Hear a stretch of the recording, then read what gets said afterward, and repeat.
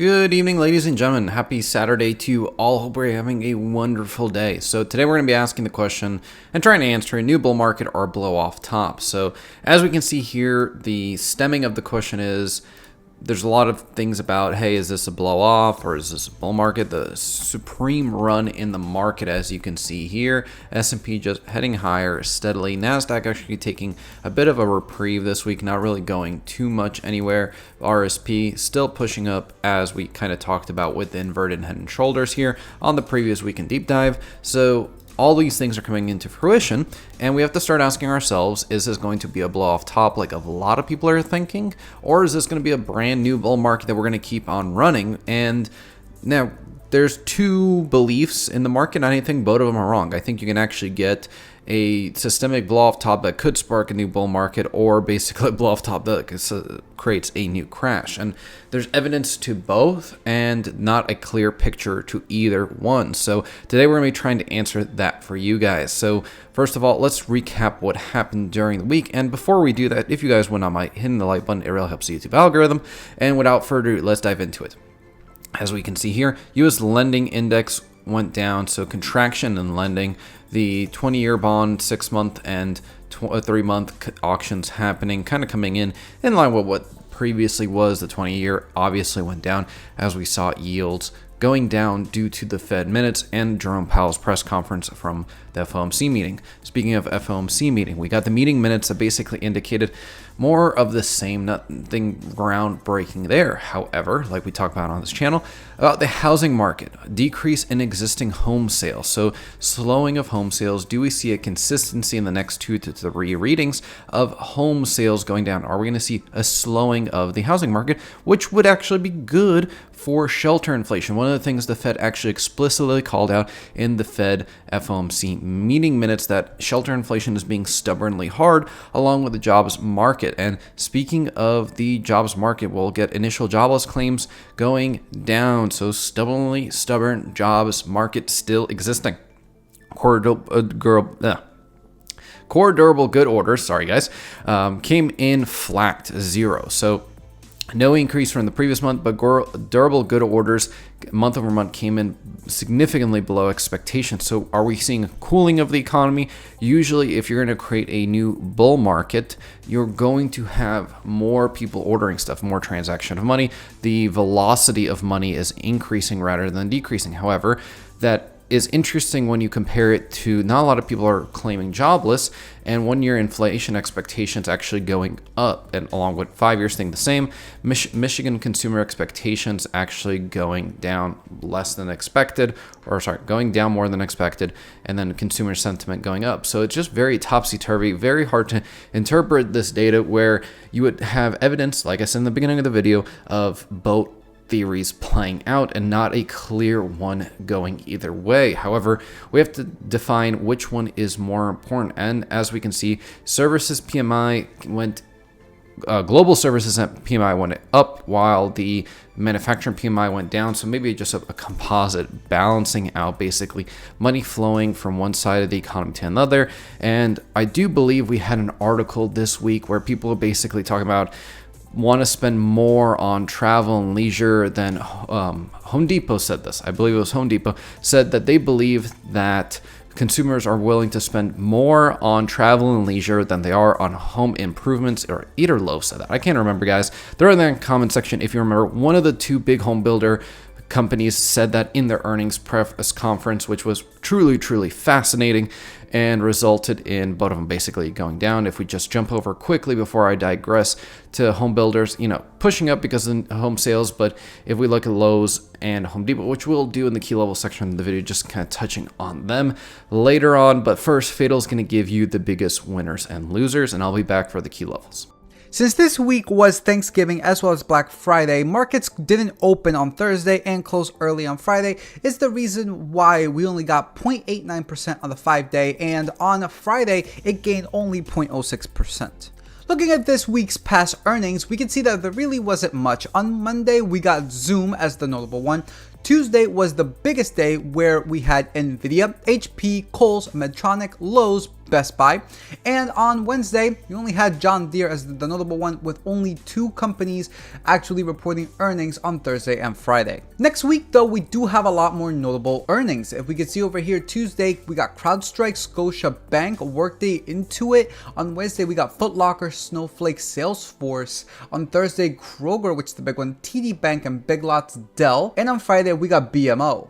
Taking a look at the S&P 500 heat map, again, we can see that most of these are actually in the green. However, because of the short week, we really didn't see much of like the double-digit gains. Looking into now the technology sector, worst performer here was the company Autodesk, losing 5.17%, and the best performer was the company Enphase, gaining 10.35%. In the communications sector, we only had 3 red ones. Going in at the one that lost the least, we got Google losing 0.35%. Then we got Live Nations Entertainment losing 2.33%, and the worst performer was Charter Communications losing 2.57%.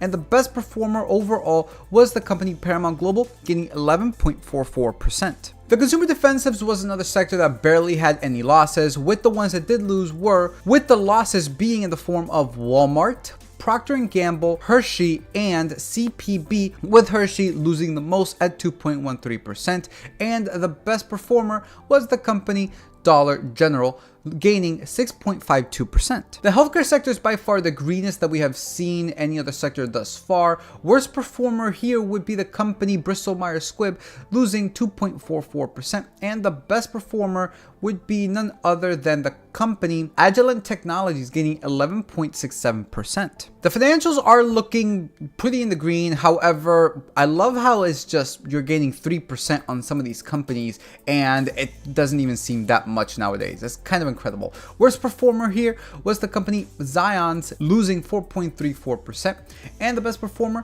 was the company EG, gaining 6.37%. In the consumer cyclicals, the worst performer was the company Starbucks, losing 4.27%, and the best performer was the company Ross Stores, gaining 9.06%. In the industrials, the worst performer was the company Jacob Solutions, losing 6.84%, and the best performer was the company Boeing, gaining 6.46%. In the real estate sector, the worst performer was Extra Space Storage, losing 2.34%, and the best performer was the company Avalon Bay Communities, gaining 3.86%. The utilities are actually showing some weakness once again. Worst performer here was the company NRG, losing 4.33%, and the best performer was the company ETR, gaining 4.48%. The energy sector is looking very green, not really emerald-like, but it is heading in that direction. We only had one loss here, and it was the company Occidental, only losing 0.1%,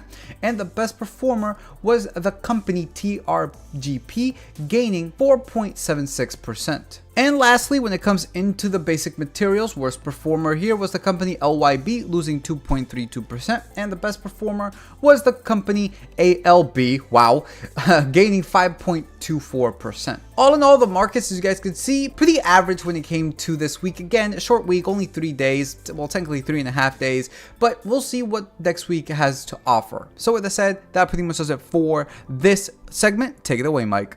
So as promised, we're going to first quickly jump to Lowe's and Home Depot. I don't want to give you guys or keep you guys waiting for that, so we'll go to Lowe's first. As we can see here on earnings, basically kind of coming back for this gap fill on the expectation of earnings below the 50-day moving average, so it's not looking really good for Lowe's. Inverted head and shoulders possibly forming, but not really having that momentum in per se, and we'll get into that when we cover the IWM, because it's like you should have followed the market's inverse head and shoulders rather than creating one now, expecting the market to keep going. It's basically like, hey, the party's left and you're trying to catch up to it. And then Home Depot, which actually reported earnings previously, is still going up with even crappy earnings. In my opinion, year over year was negative revenue. And we talked about this on the channel that, hey, I didn't expect this. So, euphoria in the market. And that's pretty explainable when we have agreed and we're actually borderlining trying to get to extreme greed. So we'll talk more about the impacts of this in the debate section of the video, but wanted to cover those for you guys first. So is it bullish or bearish? Well, Lowe's more likely is bearish for me. However, I did say the same thing about Home Depot, and I stand by my statement about Home Depot. However, One of the things is that a lot of people want to get out of this region that basically just slammed down to. So you're probably going to fight a lot of price action going up into there, and I would like to see retest of this support like clear. Like this candle right here is basically something that I don't like because, well, first of all, you have basically little to no price action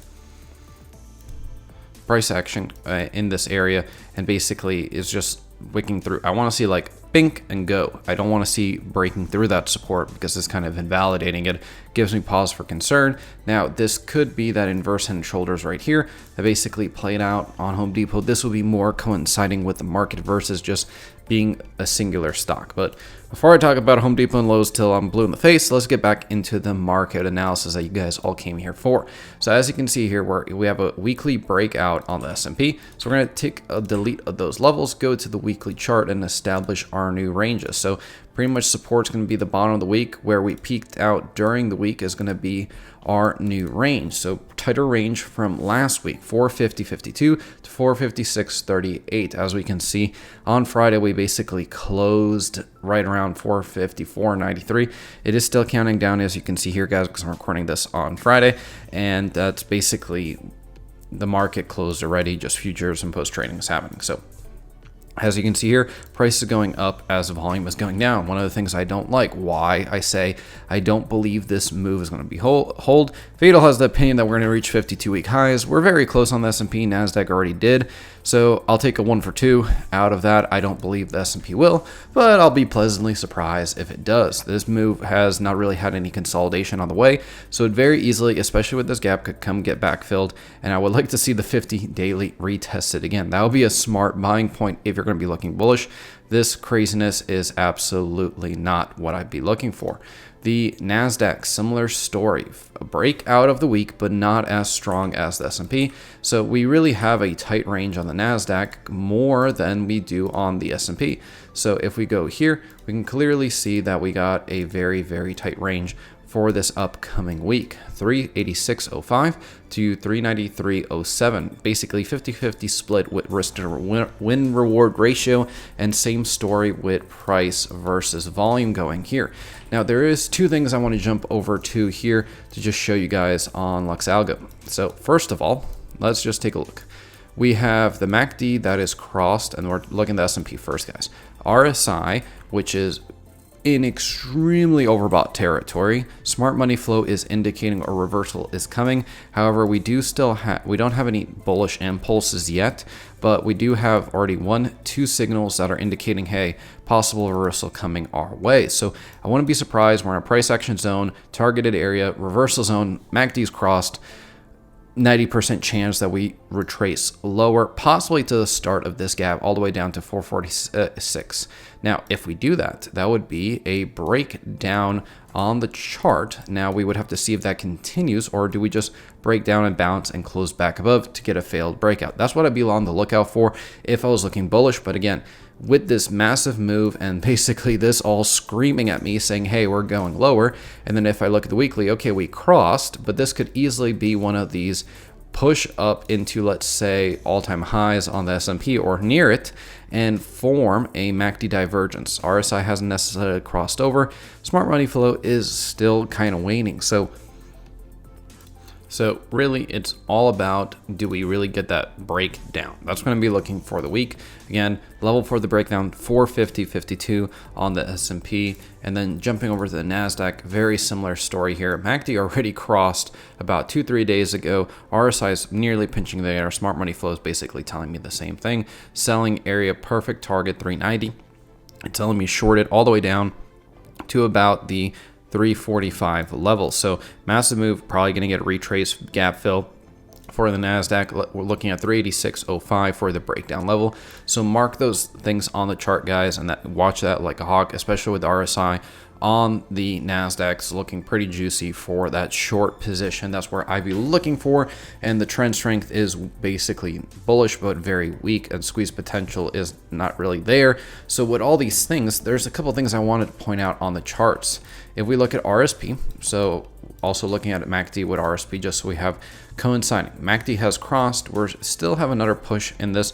However, RSI is extremely oversold, and we are not necessarily getting that bullish or bearish reversal on the smart money flow. So equal weighting markets could rotate. We could see our RSP stay in this area and get that rotation like we were talking about.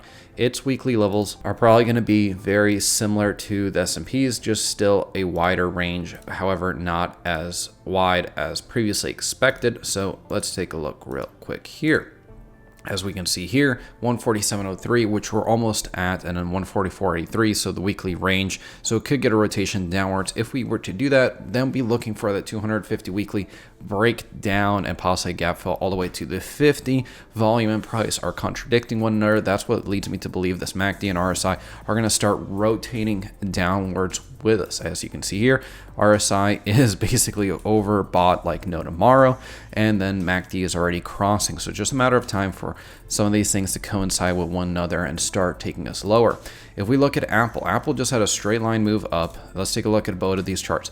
RSI about to cross, MACD's cross, reversal signal on the smart money flow. So this is telling me, hey, Apple, it's time to go down lower. If where Apple goes, the market follows. Probably a similar story with Microsoft. We would jump over here real quick. Microsoft, well, you couldn't draw a more perfect picture than that. The MACD is pinching together. RSI is not there yet, and then smart money flow is already telling you reversal signal.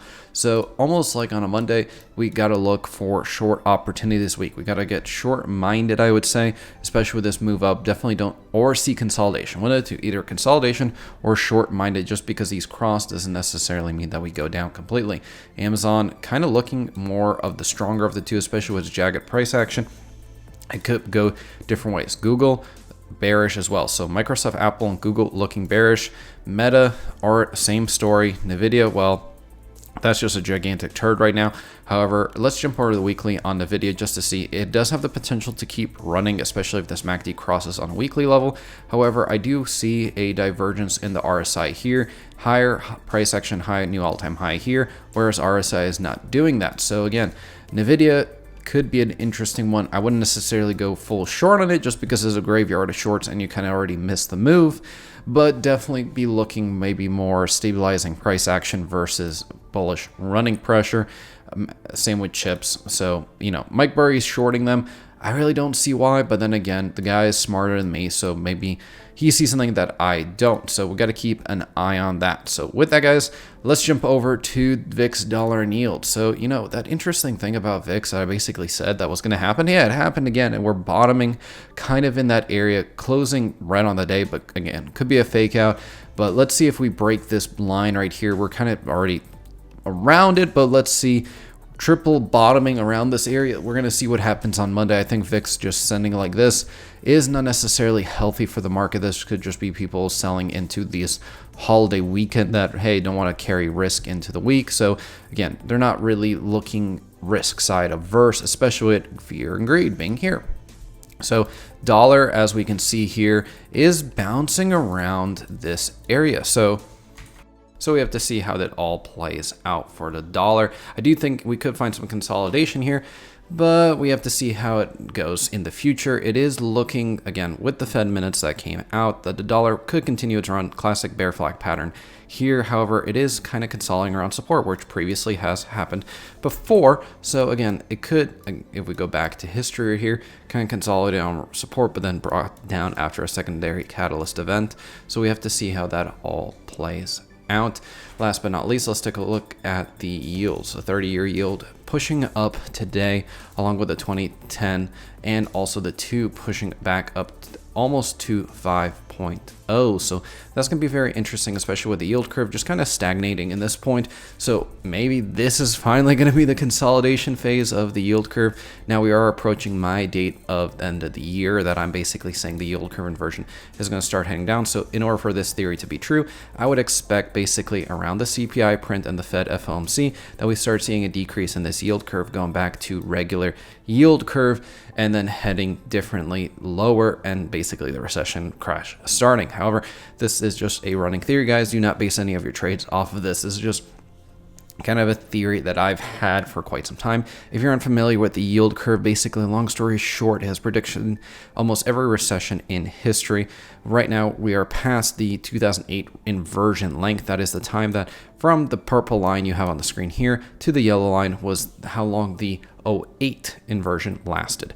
Now, the red line is the Great Depression. Orange is my theory of when stuff breaks. So let's see if I'm going to be right, or is the Great Depression going to be superseded by the longest inversion with the sharpest inversion in history? So let's take a look and find out. But first of all, let's quickly jump over to news for next week just to see what's on deck. And I do believe it is PCE on deck this week.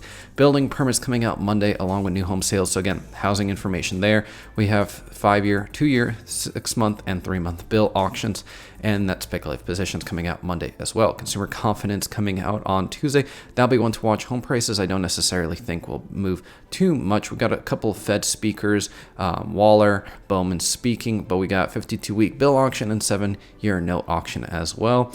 Nothing really big until Wednesday. Wednesday going to be your pretty big day. You got GDP preliminary expected to come in flat, basically not increasing or decreasing from the previous print, and then core PC prices expected to come flat. So that kind of sets up the PC on Thursday for, we don't know yet. We don't have expectations yet, and if we do get those expectations, we will talk about them. We got core PC prices 3.7 last time. Year over year could be just 3.7 again. Could be, remember, this is the non-volatile one, so this could be very, very interesting. And then ISM on Friday. So with that, guys, we're going to talk about PCE, where we think they're going to come in, and then just dive into other topics we thought of. So what do you think PCE is going to come in at? I didn't even realize the PCE was coming in next week up until you just told me. So let's see. Their previous was what, 3.4? Yep, 3.4 and 3.7 regular and core respectively. Interesting. Probably a little bit lower. Maybe, if I had to guess, maybe like 3.6, 3.3. So you don't think it's going to be a significant drop compared to like CPI? It's going to be enough of a drop so that the markets will just ramp it up. Again, I'm still holding to the fact that we're going to get 52-week highs, dude. In fact, we're already very near that in the S&P. Well, S&P's not there yet. NASDAQ is. I'm 1 out of 2. I'm 1 out of 2. You still got 1 month to prove me right. And I'm to prove you right. Or wrong. Okay. Yeah, because sorry. I'm pretty sure I'm going to be right on this one. But yeah, I have no idea what PC is going to be. Aside from that, though, I believe it's this week that's coming up. We got job numbers on Friday, isn't it? Because Friday is the first of. No, because it's not the first full week. And they usually come out. Usually they need the JOLTS to be on Wednesday and ADP to be Friday. So they need a half a week at least. So they'll come out the following week. Okay. But the 13th of December, that's the one where we're going to get the last FOMC for the year. Yeah, we'll get jobs the following, and then SAP FOMC the week after that. Yeah. I guess let's make some predictions right now. FOMC, are they going to hike or are they going to pause? Of course, pause. Okay, they're going to pause. Yep. And what do you think the market's going to do the second they pause? Well, here's the thing. I really don't think the pause is as much of a pivoting point right now versus when they actually are going to pivot in the sense of start cutting rates, because when everyone's in the past meetings, they fixated on the cutting of interest rates rather than the actual pause, because leading up to the pause, it was always about the pause. Then when they get the pause, it's more about when the Fed's going to cut. And if we jump over to the CME tool and actually go to the March meeting, we can see that we are pricing in cuts in March of next year, which historically is out of the norm of the Fed's pause. The Fed traditionally pauses for at least 6 months of a hardcore pause to 8 months historically, and usually in the last 3 times that they've hiked and then reverted to cutting is because something broke in those time frames. It's not that they chose to necessarily say, okay, we're going to cut rates by 25 and then wait a little bit. No, they were like flat out just cut because something is breaking in the economy. So I know that we have talked about this on the channel before, but we really do need to premise this, guys. We really, really do. And that is the fact that we do not want a cut Okay, because if they begin to cut, yes, I know, Mike, you're saying that it entails that something is broken. I go beyond that point. If they begin to cut, things are going to get much worse. So I just recently did a video explaining to everybody that, well, the 10-year mortgage, sorry, not the 10-year, the 30-year mortgage on homes is actually going down. It fell from around like 7.49 to 7.29. And apparently that's bringing in people who just go completely haywire and jump back into the housing market. Now, this small drop is actually due to the fact that the 10-year yield is decreasing slightly. And this decrease is brought about the Fed pausing. Okay, so just put that in perspective. People are jumping in back into the housing market just because the 30-year mortgage went down from like 0.5 essentially, 7.5 to 7.3. Now, could you imagine what's going to happen if they actually do begin to cut, the 10-year yield begins to drop? Now you have two pressures on the 30-year mortgage, bringing it down way below the 7.5 and maybe even 3%, bringing it back to 2020 levels. What do you think that's going to do to prices in general? Well, you're going to create, that's the other thing about cuts, is like the hyperinflationary tones behind them. And the thing is, the Fed is going to weigh that also in any decision of lowering interest rates. But there's a more broader market reason why people in long-term bonds are accepting a lower yield, is because it reverse psychology of they're expecting something to go catastrophically wrong between now and the short term, so that their interest rates on their debt is actually going to be a real rate in the 10-year span. So they're willing to front run that expense by accepting a lower yield for the bond. And that's what's actually driving the 10, the 20, and the 30 lower, is because the bond market's basically saying, and a lot of people are misconstruing it, of like everything's fine. No, the bond market's basically now confirmed that there's going to be a recession. They've basically ticked every single box in the chronological order of the steps. Now they're pricing it in. They're basically saying, well, now between this and then, there's going to be a recession, so I can accept a lower yield in order to get into the market prior to the big pump and dump. So again, but according to the Fed, there is no recession. Yeah, every Fed has said that in every incarnation before every single recession. It's actually one of the recipes for a recession is for the Fed to be denying it a recession. Fair enough. So it's like Greenspan, the housing market is strong. 3 months later, housing market crashes. Yeah, that's fair. I mean, my whole thing is, think about the implications of what's going to happen if the Fed actually cuts. The Fed just paused, and is bringing down the 30-year mortgage by what, 0.3, 0.2%, and people are like, we must get in now. Could you imagine if the thing falls from 7 to 2% or 7 to 3%? It's going to be mayhem. Oh yeah, it's going to be absolute mayhem. So, and that's the other thing is, what's up? It kind of coincides with what you're saying, where it's shelter inflation. If you look at shelter inflation in any of the reports, they're consistently stubborn. Shelter and jobs. As long as people have the ability to continue to do like what you're saying, get into the houses, the Fed's not going to relent. They're basically, they can hold. Here's the thing, the argument, let's see how.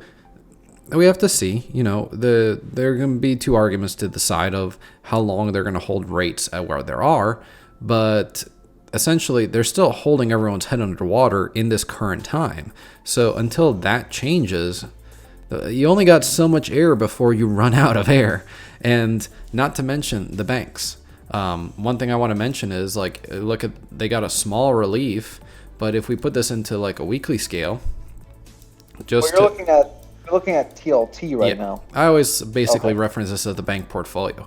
This was the bottom back here in October of last year. That's where everyone said, every bond trader, if you talk to any bond trader, said that this is the bottom, it's never going to happen again, blah, blah, blah, blah, blah, right? And hold my beer moment.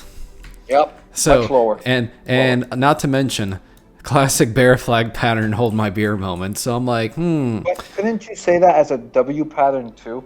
No, because it would have to come back down here from a double bottom, then head higher. This No, is I'm talking about the first, I guess, bottom trough right there, and then the second bottom. Yeah, talking about this. that's one. That's actually No. a failed W. Oh, okay. Yeah. Okay. So this is a All bear right, flag, well- failed W consolidation, going nowhere, and then breakdown to the bottom. So to Okay, me, well, this I I don't sum know up as much. a dead cat bounce. So I think Okay. yields are going higher.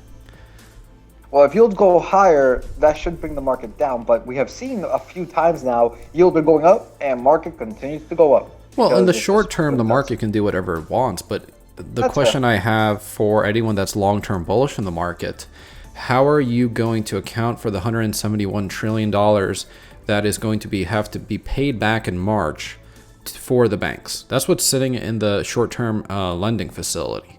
So all these banks that are completely underwater, that this facility that the Fed created during the SVB crisis is basically holding them up. Big banks, small banks, medium banks. And the Fed, So almost. Yeah, go on. the Fed said March is, we're not extending it. So almost to the year on SVB. Yeah, That's when no, they these are gonna- created it for a year. When they created SVB, the whole SVB thing, they said this is for 1 year, the end.